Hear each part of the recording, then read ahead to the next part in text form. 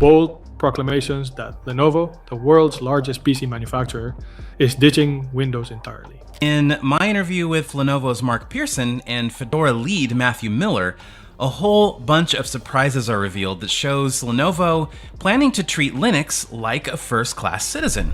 Read this sentence carefully. Windows, the operating system that has shipped as the automatic default on virtually every non-Apple computer sold anywhere on Earth for 30 straight years. I loathe the culture of locked-in, manufacturer-controlled tech. This is my laptop. I bought it. I should be able to install whatever software I want on it. Has just been demoted to a paid upgrade, not by a startup, not by a Linux advocacy group, not by a tech blogger making predictions, by Lenovo, the company that sells more personal computers than any other manufacturer on the planet, the company that built its entire business on the back of Windows machines, the company that has shipped more laptops with Microsoft's operating system pre-installed than almost any organization outside of Microsoft itself. Lenovo's CEO stood up and said Linux will be the default operating system on 60% of their consumer laptop lineup by 2026. Windows will still be available, but customers who want it will have to specifically ask for it and pay extra to get it. That is not a product announcement. That is a geological event in the history of personal computing. The ground that Microsoft built its empire on just shifted underneath it. And when you understand the full picture of why Lenovo made this decision, the exact financial calculations, the pilot program data, the behind closed doors coordination with Dell, HP, and Asus that is already underway, you realize this is not the beginning of a story. It is the middle of one that has been building for years, and Microsoft is running out of road. To understand the full weight of what Lenovo just did, you have to understand the financial architecture of the relationship between PC manufacturers and Microsoft, because it was never the partnership it was marketed as. Every time Lenovo shipped a Windows laptop, they handed Microsoft between $50 and $80 per unit just for the operating system license. On a $400 laptop, an extremely common price point in the consumer market, that single payment consumed between 15 and 20% of the entire retail price before Lenovo had covered a single component, paid a single assembly worker, or made a single dollar of profit. That was the starting point. The floor. What Windows actually cost Lenovo went considerably higher from there. Windows 11 arrived with a set of hardware mandates that manufacturers never requested, never agreed to, and never benefited from. TPM 2.0 security chips added $3 to $5 per unit at the component level. Microsoft's processor eligibility rules blacklisted cheaper CPUs that performed perfectly adequately for everyday computing tasks, forcing Lenovo to source more expensive chips to maintain compatibility with the new requirements. Windows 11's RAM minimums made 4 GB completely unworkable, pushing manufacturers to use 8 GB as the floor, adding another $12 to $15 per laptop. Microsoft wrote every one of those requirements. Lenovo paid every bill that resulted from them. The hardware cost inflation from Windows 11's mandates alone was adding tens of dollars to every machine Lenovo built, eating deeper into margins that were already thin before the mandate list arrived. Then came the bloatware arrangement. And this is where the relationship between Microsoft and its OEM partners stops looking like a partnership and starts looking like something that deserves a different name entirely. Microsoft required Lenovo and other manufacturers to pre-install trial software on every machine they shipped. McAfee antivirus trials. Microsoft 365 subscription prompts appearing on the first boot. Promotional applications cluttering the desktop from the moment a customer opened a new laptop. Here is the detail that most people never knew. The companies behind those trials paid Microsoft for the placement rights, not Lenovo. Microsoft was collecting revenue from every piece of third-party software shipped on hardware Lenovo designed, manufactured, and sold. Lenovo received none of that money. But when a customer called Lenovo's support line furious about a pop-up they could not close, or a subscription they had accidentally activated during setup, that call went to Lenovo's call center. Lenovo paid that support agent's salary. Microsoft kept the placement fees. Lenovo finally put a precise number on what this entire arrangement actually cost them. And that number is the kind of figure that should have been public information years before it was. They were losing $47 per laptop on average from Windows-related issues. That calculation covers the license fee, the hardware cost inflation from Windows 11's requirements, the bloatware support burden, and return processing costs. On a product category operating on margins of 4 to 6%, losing $47 per unit to the operating system provider is not a sustainable business model. It is a slow bleed that compounds with every unit shipped. The return data made the situation impossible to ignore. 11.4% of all Windows 11 laptops, Lenovo sold between October 2021 and June 2024, came back within 30 days. The critical detail buried in that statistic is that the overwhelming majority of those returned machines had nothing physically wrong with them. The hardware was fine. Windows 11 was the problem. Forced updates that interrupted active work. Performance slower than the Windows 10 machines they replaced. Copilot integration appearing in applications without user consent. OneDrive redirecting files without clear permission. Microsoft account requirements making basic setup feel like a hostage negotiation. Each of those returns cost Lenovo approximately $75 in processing, restocking and reselling the unit at a reduced price. Microsoft's software decisions generated every single one of those returns. Lenovo absorbed every single dollar of the cost. The financial case for finding an alternative was not building slowly, it was screaming. So Lenovo ran a pilot program. Between January and June of a recent year, they quietly sold 50,000 Linux laptops through their direct website, using Ubuntu and Fedora as the pre-installed operating systems. The data that came back did not just confirm their suspicions. It dismantled every remaining argument for staying with Windows on the metrics that actually determine whether a hardware business is profitable. Return rates dropped from 11.4% to 2.1%.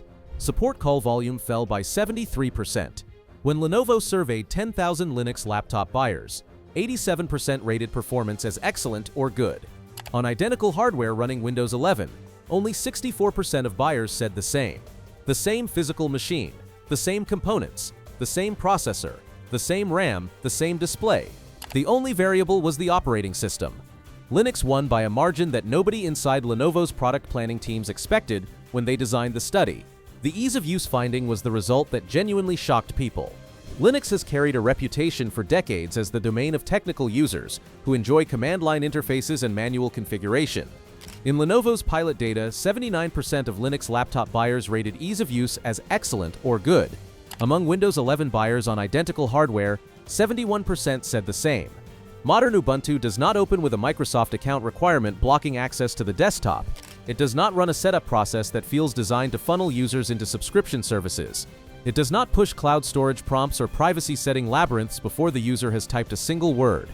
There are no forced restarts interrupting active work, no Copilot monitoring processes running in the background, no OneDrive silently uploading files. The absence of that constant friction users had normalized because they had never used an operating system without it, registered in the data as simplicity, and users rewarded it with the thing that matters most to a hardware manufacturer. They kept the laptop. Microsoft found out about Lenovo's plans in August. Not from Lenovo directly, but through retail partners who had received early product briefings.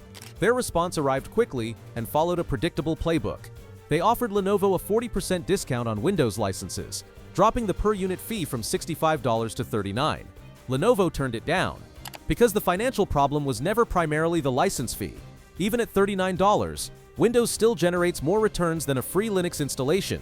It still produces more support calls. It still inflates hardware costs through its component requirements. It still drives customer dissatisfaction scores lower on identical hardware. The license discount addressed the most visible line item while leaving every other cost driver intact. Lenovo had run the numbers with real pilot data. The discount was not enough. Microsoft escalated.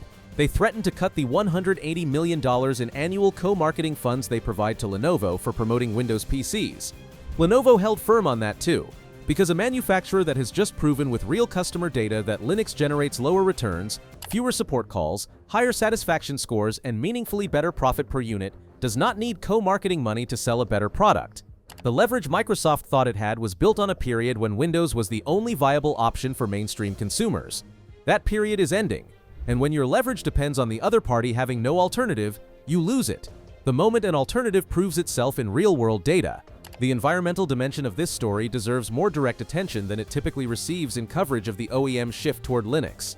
Microsoft's Windows 11 hardware requirements have artificially rendered hundreds of millions of perfectly functional computers obsolete.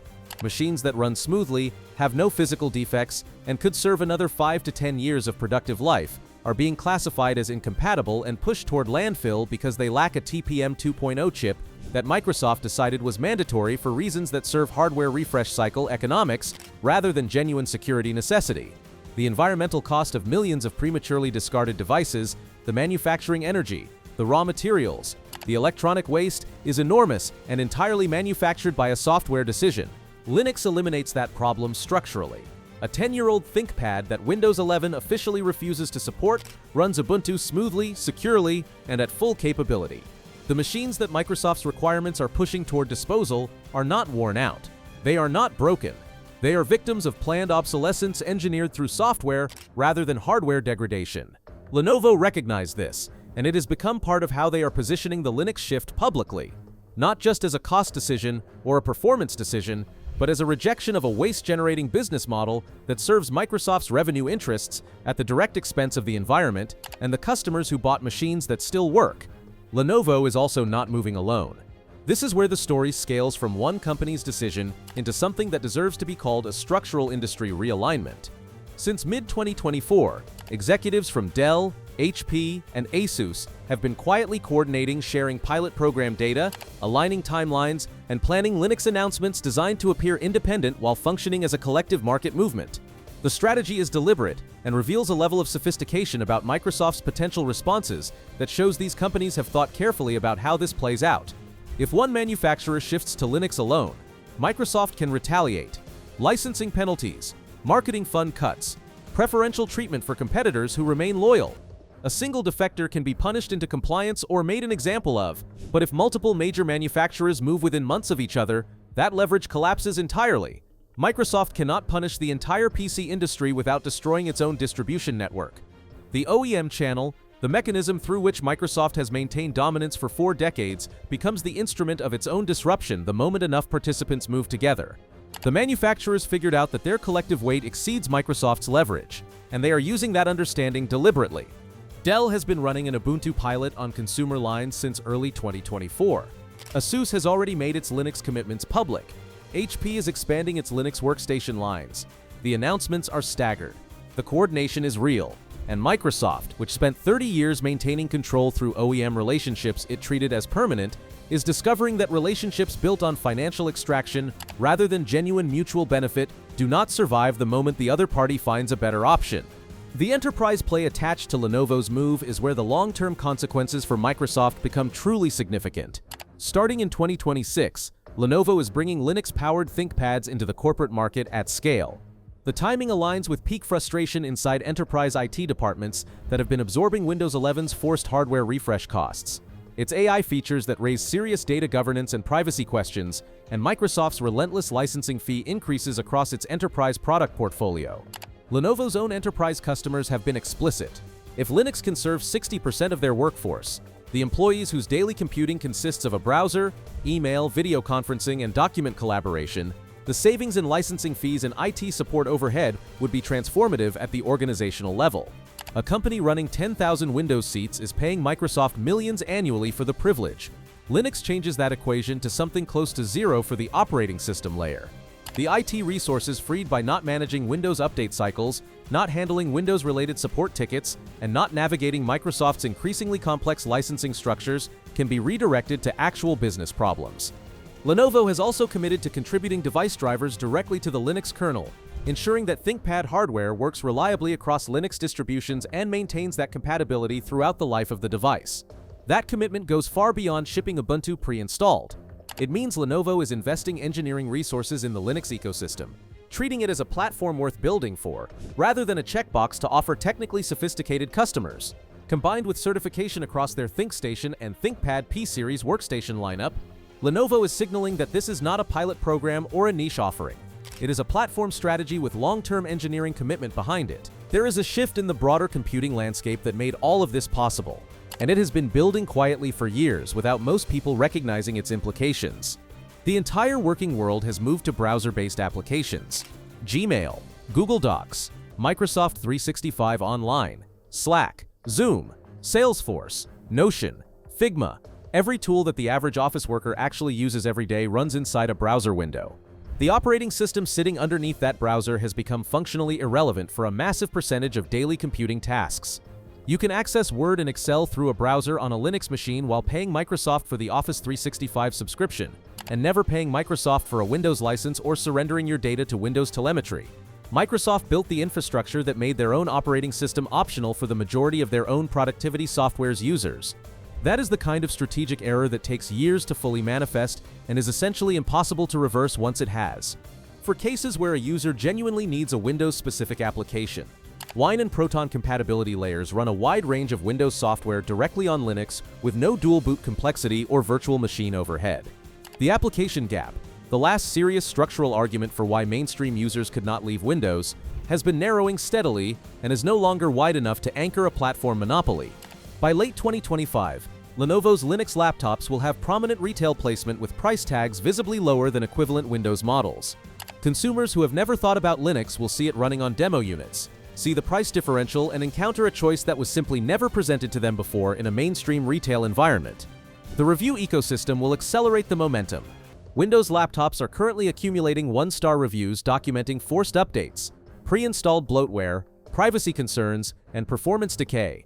Linux laptops arriving with dramatically lower return rates and higher satisfaction scores will generate different reviews, better ratings, stronger word of mouth, repeat purchases, and once that dynamic takes hold in the algorithmic recommendation systems that drive online retail discovery, the sales shift becomes self-reinforcing in ways that no marketing spend from Microsoft can effectively counter.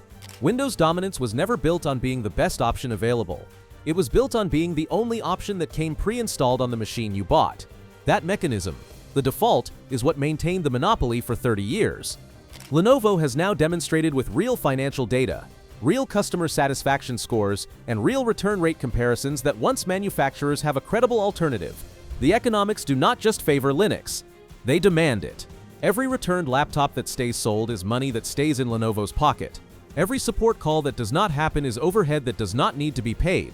Every customer who rates their experience as excellent instead of frustrating is a review that sells the next machine without additional marketing spend. The defaults are changing. When the world's largest PC manufacturer changes its default, the direction the industry moves in follows. This is not a prediction built on optimistic projections. Based on what Dell, HP, and Asus are already doing in coordinated pilots behind closed doors, it is already in motion. The only question Microsoft's executives are actually trying to answer right now is not whether this shift is happening. It is whether anything they can offer will be enough to slow it down before it reaches the point of irreversibility. Based on Lenovo's response to the 40% license discount and the $180 million co-marketing threat, the answer Microsoft is getting back is not the one it was hoping for.